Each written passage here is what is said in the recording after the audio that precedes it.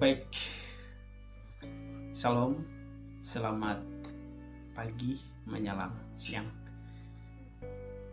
Hari ini saya ingin berbagi pengalaman hidup saya. Mungkin pengalaman kehidupan saudara sekalian juga bisa saja setara dengan saya, tetapi bisa juga tidak. Dan sebelum saya menyaksikan pengalaman kehidupan saya berharap teman-teman bisa ikuti like, komen, dan juga subscribe YouTube saya di bawah sini, karena melalui teman-teman bisa like, komen, dan subscribe dan follow saya di YouTube saya, sehingga bisa mendapatkan video-video yang baru. Kesaksian pertama saya yaitu kira-kira usia saya 13 tahun. Saya telah tinggalkan orang tua saya dari kampung. Kemudian saya berangkat ke Wamena di tahun 2005. Lalu saya tinggal dengan kakak saya, dan saya kembali ke kampung untuk melanjutkan sekolah dasar, yaitu di Wanim, SD Impres Dinggila Wanim. Dan saya telah selesai SD di tahun 2007. Kemudian dilanjutkan sekolah menengah pertama SMP Yasures Wamena, Jalan Potikela. Saya puji Tuhan lulus di tahun 2009, dan saya melanjutkan SMA saya di sekolah favorit saya, yaitu SMA Negeri 1 Wamena, biasa kami sebut Semansa. Saya belajar selama 3 tahun dan lulus dengan baik di tahun 2013. Kemudian pada waktu itu saya tidak punya pilihan lain untuk melanjutkan kuliah saya karena dilihat dari finansial. Kedua orang tua saya tidak mampu untuk membiayai saya untuk melanjutkan jenjang yang tinggi, yaitu tentang perguruan tinggi. Teman-teman saya sudah berangkat semua ke Jayapura, ke Manado, ke Makassar, Sulawesi, Jawa Timur, Jawa Barat, Jawa Tengah, Jakarta, dan lain sebagainya. Dan hanya seorang diri saya bertahan di Wamena. Tetapi 1 bulan kemudian teman-teman saya terus bertanya, "Gimana kamu masih tetap masuk kuliah di Wamena?" Dan saya bilang saya tidak akan masuk kuliah lagi karena finansial. Kebetulan pada waktu itu 2013 bulan Juni Juli ya, saya kerja bantu orang tua. Bapak angkat saya itu adalah orang Jawa dan saya bantu dia. Kebetulan saya dapat uang sekitar 700, dan saya berpikir bahwa kenapa saya harus tidak masuk kuliah dan kenapa harus saya tinggal di Wamena. Saya berpikir, dan karena tekanan dari teman-teman, "Kok kamu tidak kuliah begitu ya?" Teman-teman angkatan saya sudah masuk kuliah, dan saya punya uang pada waktu itu, saat itu cuma 700, dan 500 saya bayar uang tiket, dan tinggal 200. Jadi saya ke Jayapura pertama kali waktu itu naik Hercules. Singkat cerita, saya baru pertama kali ke Jayapura. Kemudian kakak-kakak saya jemput. Waktu itu hari Rabu. Jadi saya rencana masuk kuliahnya di Jayapura, bagian bahasa Inggris pada waktu itu rencana saya. Tapi teman-teman angkatan saya yang sudah lama di Jayapura itu, wah kacau ya, saya dikerjain dengan cara kami pergi makan di rumah makan. Kemudian teman-teman saya kerjain, mereka makan semua, kami makan semua. Kemudian mereka keluar semua, katanya mereka bilang ke yang punya warung itu, mereka bilang nanti saya yang bayar. Saya berpikir begini, wah ini bahaya, kalau saya lama-lama di sini saya bisa bangkrut nih, saya bisa terpengaruh. Dan saya berpikir bahwa saya tidak punya uang, saya tidak punya apa-apa. Bagaimana caranya sehingga saya harus tinggalkan kota Sentani ini dari teman-teman ini. Dan itu saya hanya berpikir dalam hati saya. Dan pada waktu itu saya telepon orang tua saya di Jawa Timur. Saya butuh uang karena saya masuk kuliah dan belum bisa menjawab pada waktu itu. Dan saya telepon kakak laki-laki di Wamena, sempat telepon dan mengatakan bahwa kamu punya uang 1 juta ada di nomor rekening kamu. Dan puji Tuhan, saya diam-diam beli tiket kapal. Sayangnya saya belum pernah naik kapal dan belum pernah pengalaman merantau. Pada waktu itu, singkat cerita, saya beli tiket kapal hari Sabtu, naik dari pelabuhan Jayapura untuk menuju ke Surabaya. Luar biasa. Selama dalam perjalanan dalam kapal, saya sempat 2 jam pingsan dan hampir meninggal. Tetapi campur tangan Tuhan luar biasa. Ketika saya berjalan, Tuhan tidak pernah meninggalkan saya pada waktu itu. Singkat cerita, saya sampai di Surabaya dan abang-abang saya jemput di Surabaya.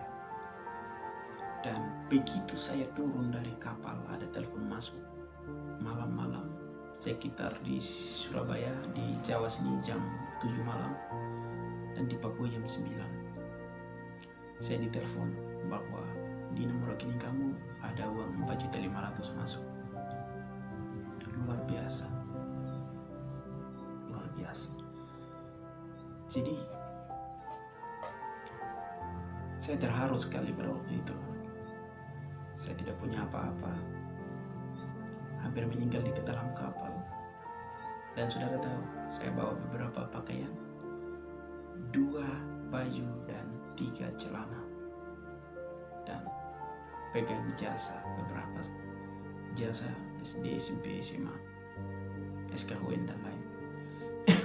Singkat cerita, dari Surabaya ke Malang, mulai berangkat jam 8 sampai setengah 11 malam karena waktu itu macet.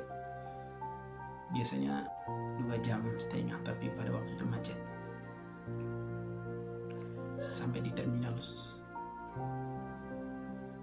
Malang, kami naik taksi. Langsung kami turun di kontrakan abang-abang saya di Tologomas, Gang 8. Yang studi di Malang tahulah di sana. Jadi kampus yang ingin saya masuk itu tidak jelas pada waktu itu. Apakah masuk kampus kuliah, jurusan apa, saya kurang paham dan memang belum ada kesiapan. Tiba-tiba. Tapi pada waktu SMA saya berinisiatif dan bermimpi menjadi pendeta, atau kalau tidak menjadi dokter, kayak begitu. Dan Tuhan menjawab lain apa yang saya duga. rencanakan. Waktu itu saya sebelum masuk kampus, saya tinggal dengan abang-abang selama 2 bulan, Juni Juli itu. Kemudian abang saya mengatakan bahwa kamu masuk kuliah apa dan jurusan apa, dan tujuan kamu datang di Jawa sini untuk apa, begitu ya. Ditanya semua, saya bilang saya masuk kuliah. Mau masuk jurusan apa saya tidak tahu, yang penting saya bisa kuliah. Wah, itu sedikit lucu karena belum ada kesiapan dan belum punya rencana. Tapi pada waktu itu saya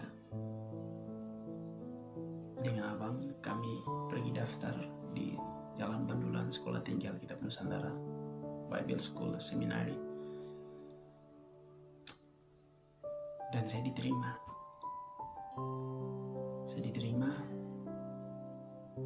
Singkat cerita, saya masuk kuliah di Sekolah Tinggi Alkitab Nusantara di Malang, terletak di Jalan Bandulan nomor 332 Malang.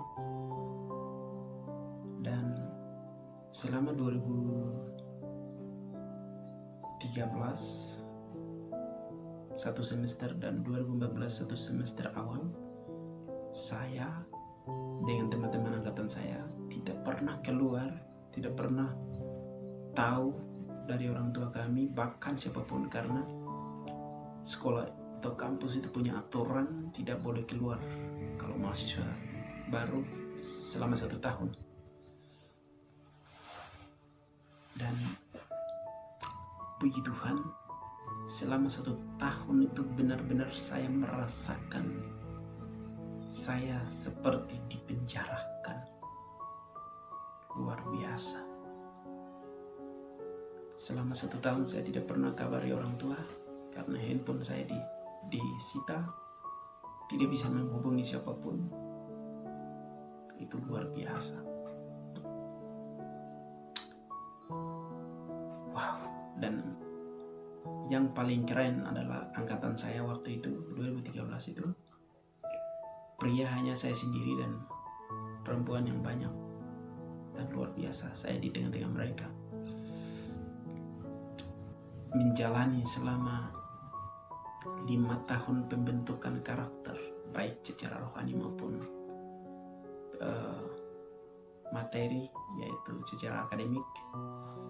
Saya dibentuk dengan berbagai macam hal yang saya dapat selama kuliah saya selama 5 tahun.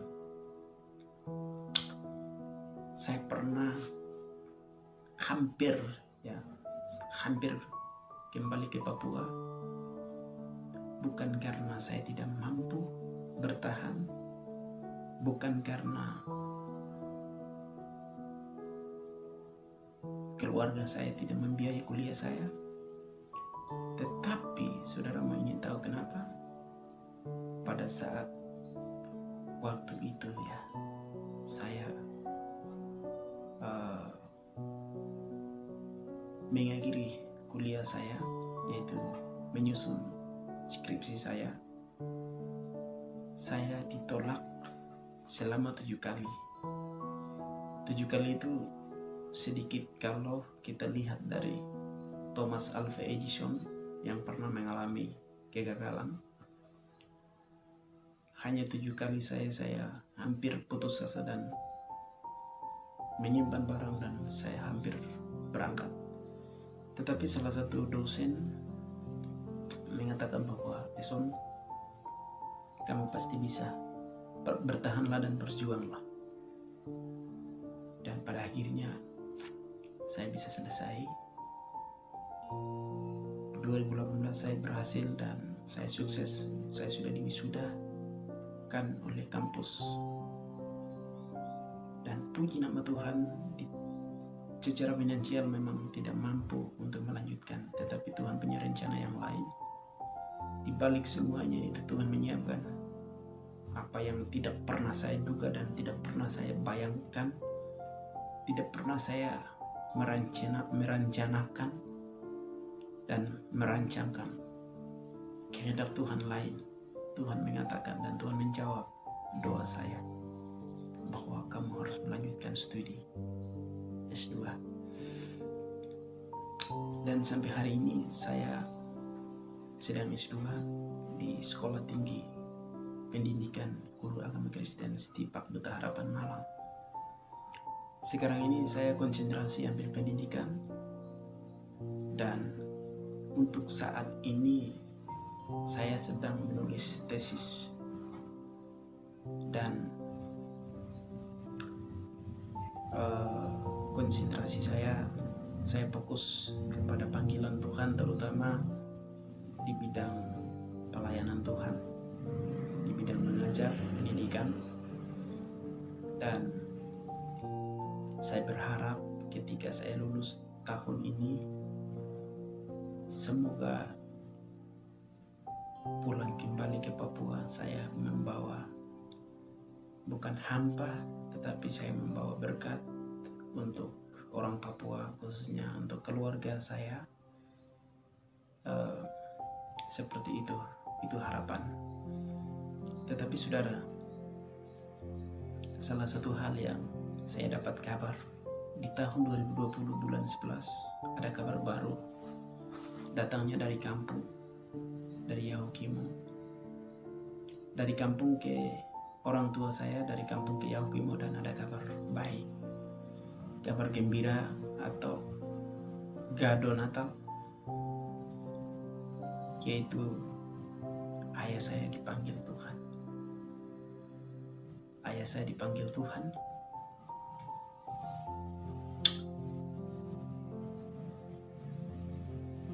Tahun 2019 saya dapat kado yang spesial, yaitu ibu saya meninggal. Di tahun 2020 bapak dia meninggal, dan kado terakhir adalah orang yang saya cintai, ayah saya meninggal dunia. Saya tidak punya siapa-siapa lagi, meskipun ada abang-abang saya, keluarga yang lain. Tetapi saya sangat kehilangan kedua orang tua dan sponsor, orang tua yang selalu memotivasi, dorongan, motivasi, curhat, bukan masalah uang, bukan masalah harta, tetapi masalah diskusi, keterbukaan, curhat. Itu yang saya susah untuk melupakannya.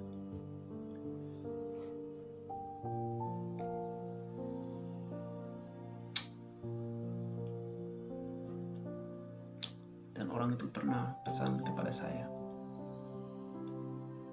Eson, selagi kamu masih bisa, selagi kamu masih diberi kesempatan oleh Tuhan, kamu harus lakukan sesuatu untuk Tuhan. Dan jangan pernah egois mementingkan diri sendiri, tetapi kamu harus menjadi berkat bagi orang lain.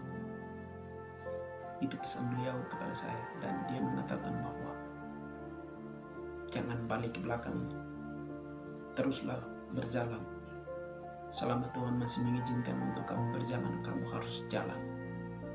Tidak boleh menyerah, tidak boleh lihat kiri kanan, tidak boleh sedih, tidak boleh menyerah. Tetapi kamu harus bisa, kamu harus memotivasi diri sendiri untuk melangkah, karena masa depan sungguh ada dan harapanmu tidak akan hilang. Di dalam Amsal 23 ayat 18 dia membacakan itu kepada saya, dan saya rasa itu adalah nasihat terakhir beliau kepada saya.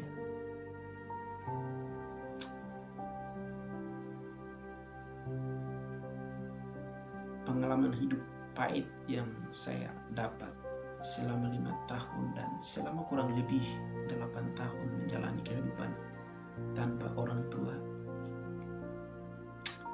memang susah. Ketika saya masih ada di dalam bangku studi, orang-orang yang saya cintai mereka pergi selamanya, hanya tinggal kenangan. hanya tinggal nama. Dan satu hal yang saya mau ingin bagikan kepada saudara, bahwa banyak orang takut gagal karena belajar dari pengalaman orang lain, mungkin pernah jatuh dan tidak mau lagi berkembang, tidak mau lagi maju untuk melangkah. Gagal adalah pembelajaran untuk kita belajar dan kita maju, karena kesuksesan tanpa kegagalan adalah mustahil. Tetapi belajarlah dari kegagalan itu, karena kegagalan memberikan pengalaman kepada kita untuk kita melangkah, belajar lebih kuat, lebih giat lagi. Anda pasti bisa. Dan pengalaman saya ini adalah pengalaman yang benar-benar saya mengalami. Dan puji Tuhan, sampai hari ini saya masih ada. Tuhan masih memberikan kesempatan kepada saya untuk menikmati kehidupan. Saya yakin dan percaya bahwa hidup ini adalah kesempatan. Kesempatan ini kita harus luangkan pikiran kita, waktu kita untuk hormat dan kemuliaan bagi nama Tuhan.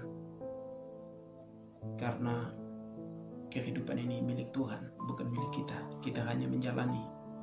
Ketika Tuhan memberikan kesempatan kepada kita, kita harus lakukan, kita harus melangkah, kita harus berbuat yang terbaik untuk Tuhan. Dan saya yakin dan percaya bahwa kesaksian kehidupan saya ini biarlah menjadi berkat bagi saudara. Ya, harapan saya adalah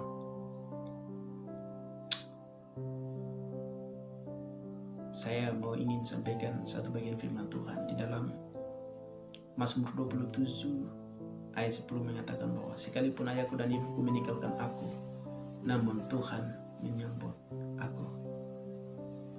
Tuhan tidak pernah meninggalkan kita ketika kita susah, ketika kita sendirian. Tuhan Allah beserta dengan kita. Allah Immanuel itu menolong kita. Matius pasal 1 ayat 23 mengatakan, Yesus juru selamat itu adalah Immanuel. Immanuel itu menyertai kita ketika kita lemah, ketika kita susah, ketika kita tidak mampu, tidak berdaya. Immanuel selalu menyertai kita. Dan harapan saya untuk di tahun 2021 ini, semoga kita semua sehat selalu dan menyelesaikan tugas dan tanggung jawab kita, karena masa depan itu sungguh ada dan harapan itu tidak akan hilang. Saya mau ingin pesan kepada saudara bahwa selama kita masih bisa, selama kita masih ada nafas kehidupan, kita harus melakukan yang terbaik untuk Tuhan, yang terbaik untuk diri sendiri, yang terbaik untuk keluarga, yang terbaik untuk orang lain, tetangga, suku, bangsa, dan negara, bahkan dunia. Karena kita tidak tahu Tuhan punya rencana yang indah di balik semua perjalanan kehidupan kita. Di dalam Yeremia pasal 1 ayat 4 sampai seterusnya, yang menjadi perhatian untuk kita semua adalah sebelum dalam kandungan ibu kita, Tuhan membentuk kita. Dia mengenal kita, bahkan dia memutuskan kita untuk apa? Pertanyaannya, untuk menjadi nabi bagi bangsa-bangsa. Sekalipun waktu itu Yeremia mengatakan, aku masih muda, aku tak sanggup berbicara. Aku tak pandai untuk mengungkapkan kata-kata yang bijak kepada bangsa-bangsa. Tetapi Tuhan mengatakan bahwa dimanapun Anda pergi, dimanapun Anda berkata-kata, aku sanggup untuk menyertai engkau. Dan itulah yang terjadi. Yeremia menjadi nabi bagi bangsa-bangsa. Harapan dan motivasi ini datang kepada saya bahwa kita punya rencana yang sudah Tuhan kasih kepada kita dan ada pada diri Anda, yang selama ini mungkin kita belum mengerti ke depan saya seperti apa. Tetapi saya yakin dan percaya bahwa kamu tidak sembarangan ada di dalam dunia ini. Ya, kamu tidak sembarangan hidup di dunia ini. Pasti rencana Tuhan yang jauh lebih dalam yang tidak dapat kita mengerti. Itu yang Tuhan rencanakan kepada Anda. Lakukanlah dan memberikan yang terbaik untuk Tuhan selama Anda masih ada kesempatan. Dan biarlah kesaksian kehidupan saya, pengalaman hidup saya, ini tidak menjadi beban dalam hidup Anda, tetapi ini menjadi pengalaman, ilmu pengetahuan, hanya sekedar, sehingga saya berharap bahwa bukan hanya saya yang alami, tetapi banyak orang juga mengalami hal demikian. Dan biarlah pengalaman-pengalaman ini menjadi kesaksian kehidupan kita untuk kita dapat melangkah bahwa kita tidak sendirian, tetapi kita bersama-sama dengan Tuhan. Kiranya video ini saya buat untuk kita semua. Demikianlah kiranya Tuhan memberkati. Saudara sekalian, video saya pada pagi menjelang siang hari ini, kiranya Tuhan Yesus memberkati. Apapun yang saya berbagi hari ini bukan hanya sebuah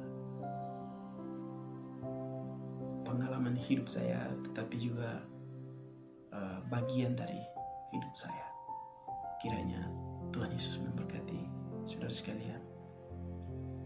Pesan terakhir kepada saudara bahwa ketika orang tua Anda masih hidup, lakukanlah yang terbaik untuk mereka, karena hidup ini singkat.